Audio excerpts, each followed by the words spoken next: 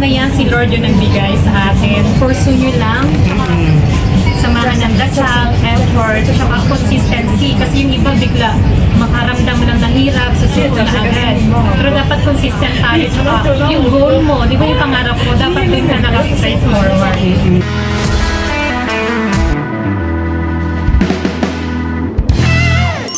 Hi, Belo. Yeah. Hi, Be. Ano pa pangalan natin, Be? Yasam Aisa. Aisa saan sa atin, Ais? From the province of Marinduque. Wow, Marinduque. Bago ka na Croatia, ano, agency papunta dito sa ano? Papunta sa Croatia, ano agency mo? Human link before, pero di ba na ano na siya ngayon? Bago na ang ano Iba ngayon. na. Magkano ba placement mo dati?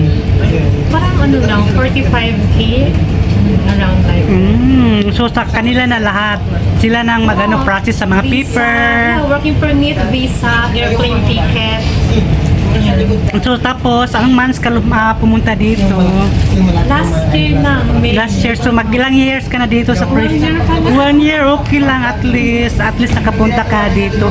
So bago ka nag-Croatia, nakapunta ka na Middle East? No, this is my Pinas ka first talaga. So anong masasabi sa Croatia, Ais? Anong masasabi mo dito? Very convenient for me, especially nasa tram tayo. Yung tram dito, any other, yeah, very accessible. Every like 15 minutes. Yeah. Yung mga putol-putol, pwede ka mag-ating trip pero mas mabilis. Unlike sa Pilipinas na for the traffic. Nakakaano talaga sa trabaho mo, di ba? Masaya ka ba dito? Masaya, masaya. Satisfied ako sa Croatia. Europe to more, di ba? Kasi may iba pinapalad, yung iba naman hindi, di ba? Oo, tsaka sa ano yan, kung anong destiny mo, dito tayo pinatpat, so go na to. So ilang months na, anong trabaho mo dito, Ais?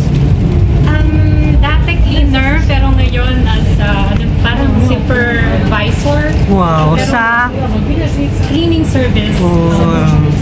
So anong ma-advise mo sa mga balak magpunta to sa Croatia?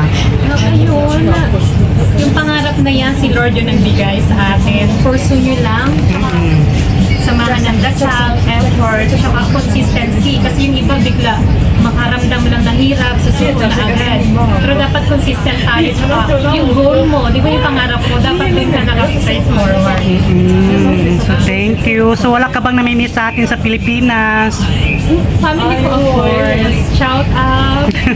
Umuwi family from the heart of the Philippines, Marinduque. Yes. And sa mga pagkain, Pagkain, hindi ako nahihirapang maka-adjust. Kasi rice is everywhere. You Yes. can buy in any store here.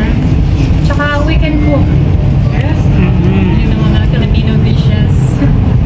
so nakapagpunta ka na ba na ibang country? O nakapag-vacation ka, hindi pa? Ay, nakapunta na ako Italy. Wow! So anong month yun? Last Easter. Doon ako nag-Easter.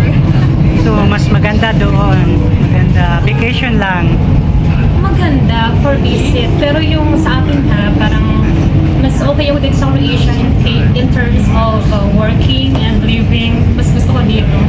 So wala ka bang balak na mag-transfer trabaho sa ibang country? Sa ngayon, hindi pa kasi ni-enjoy ko, nagugustuhan ko. At saka okay na okay ako sa employer ko. Hindi case to case yun eh. Ako happy ako sa employer ko. Wow, congrats sa iyo, Ais. And salamat ha sa time at saka sa panahon ngayon. At napapasalamat ako na kahit sa Pinas pa lang, napanood mo na yung vlog ko, di ba? Kaya sabi ko, vlogger to. Sinana ko si Tamtam. So thank you so much, Ais. Salamat. Kasi very good reference ka sa mga Pilipino na nasa Pilipinas pa lang. Kasi yung living, yung how you deal with the people, the community, like that. So salamat. Kahit dito tayo sa unexpected talaga na makilala din kita dito. Buti na lang nagkano tayo dito sa kay Andrew.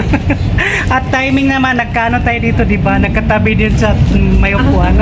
So thank you, Ais. Follow and subscribe, Tamtam. Okay, salamat, Ais. Mga kabes, please support my channel, like and subscribe para masaya ang buhay. Hanggang sa sunod kong vlogs, baka magkita tayo dahil sa vlogs nito, ikaw ang bida.